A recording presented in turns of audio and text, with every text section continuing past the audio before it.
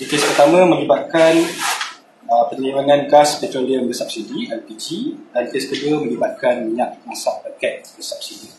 Jadi on to kes pertama. KPDN Selangor telah berjaya melepaskan aktiviti penyimpangan gas petroleum cecair ataupun LPG dalam satu serbuan di sebuah premis di sekitar Bandar Rawak, Selangor. Serbuan ini telah dijalankan pada 29 Januari 2024 lepas, lebih kurang jam 1:30 petang, dengan melibatkan kekuatan selama 10 orang anggota penguatkuasa KPDN Selangor. Serbuan ini telah dijalankan hasil daripada risikan selama sebulan. Jadi hasil daripada serbuan, kita telah mendapati premis yang disyaki telah dijadikan sebagai tempat penyimpanan dan pengedaran LPG yang tidak lesen. Turut ditemui adalah 2 buah lori dengan muatan tong LPG yang kosong dan berisi, dipercayai untuk tujuan pengedaran. Pasukan serbuan telah turut menjumpai beberapa peralatan seperti hos penyambung dan tong yang berisi ais, dipercayai digunakan dalam aktiviti pemindahan ataupun lebih kita kenali sebagai decanting. Decanting LPG daripada tong LPG 14 kg bersubsidi ke tong LPG 50 kg industri yang tidak bersubsidi. Hasil daripada penemuan peralatan tersebut, pihak KPDN Selangor mengesyaki bahawa sindiket ini telah menjalankan aktiviti menjual gas dalam tong 50 kg yang telah diisikan dengan gas bersubsidi kepada pihak industri dengan harga yang lebih rendah berbanding dengan harga pasaran. Jadi bagi modus operandi yang telah digunakan, sindiket ini telah membeli tong-tong gas 14 kg bersubsidi ini daripada lori-lori penghantaran gas LPG di kawasan sekitar Rawak. Dan tong-tong gas tersebut seterusnya dipindahkan, dibawa ke stor haram, dan gas subsidi ini dipindahkan ke tong-tong LPG 50 kg untuk kegunaan industri. Selain itu, seramai 3 orang lelaki warga negara telah ditemui di tempat kejadian.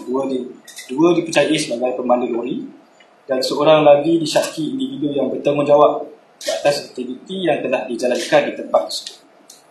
Ketiga-tiga individu ini telah diriman dengan perintah mahkamah selama 4 hari untuk keperluan siasatan. Jadi pasukan serbuan telah membuat tindakan sitaan di bawah AKB 1961 yang melibatkan item-item berikut. Pertama, 307 unit tong gas kosong dan berisi pelbagai jenama berkapasiti 14 kg dan 50 kg, iaitu 64 unit tong 50 kg dan 243 unit tong 14 kg. 2 buah lori 3 tan, peralatan pemindahan LPG seperti hos dan juga dokumen-dokumen perniagaan yang relevan. Nilai rampasan melibatkan barang kawalan subsidi dianggarkan sebanyak RM41,911, manakala nilai keseluruhan rampasan termasuk kenderaan dan peralatan dianggarkan berjumlah RM103,411. Semua barangan sitaan ini disimpan dan dikawal di stor eksibit KPDN Selangor sepanjang siasatan berjalan. Jadi saya akan teruskan dengan kes kedua yang melibatkan minyak masak paket bersubsidi. Tindakan serbuan bagi kes ini telah dijalankan pada 1 Februari 2024 yang lalu, lebih kurang jam 11.20 malam di sebuah premis di sekitar Kelang yang merupakan tempat parkir lori dan kontainer industri. Tindakan serbuan ini telah dijalankan dengan kekuatan seramai 9 orang anggota penguatkuasa KPDN Selangor dan dibantu seramai 4 orang penguatkuasa KPDN Pahang. Ini adalah operasi cross border negeri Pahang dan negeri Selangor.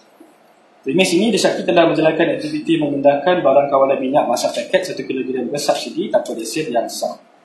Semasa serbuan dijalankan, anggota penguatkuasa KPDN Selangor telah menemui sebuah lori bonded membawa muatan sebanyak 400 karton ataupun bersamaan 6,800 paket minyak masak polybag 1 kg. Hasil serbuan mendapati premis tidak mempunyai lesen atau permit ataupun kebenaran menyimpan minyak masak. Pasukan serbuan juga telah turut menemui seorang lelaki berumur lewat 60-an dipercayai pemandu lori. Lelaki berkenaan telah ditahan untuk melakukan percakapan dan telah dibebaskan dengan jaminan polis. Dalam kes kedua ini, KPDN Selangor telah membuat tindakan sitaan di bawah AKB 1961 melibatkan item-item berikut. Pertama, 6,800 paket minyak masak bersubsidi 1 kg bernilai RM17,000. Sebuah lori kontena 18 dengan muatan 18 tan, dokumen-dokumen perniagaan yang berkaitan dan anggaran nilai keseluruhan rampasan adalah sebanyak RM57,000. Jadi susulan tindakan siasatan bagi kedua-dua kes tersebut yang melibatkan LPG bersubsidi dan minyak masak paket 1 kg bersubsidi. Potensi kesalahan yang akan disiasat yang pertama melibatkan kes LPG adalah di bawah Seksyen 21 AKB 1961 memiliki barang kawalan dengan niat untuk melakukan kesalahan. Seksyen 20/1 AKB 1961 memindahkan atau menyebabkan atau membenarkan disimpan di mana-mana premis selain daripada premis yang mendapat kebenaran pengawal.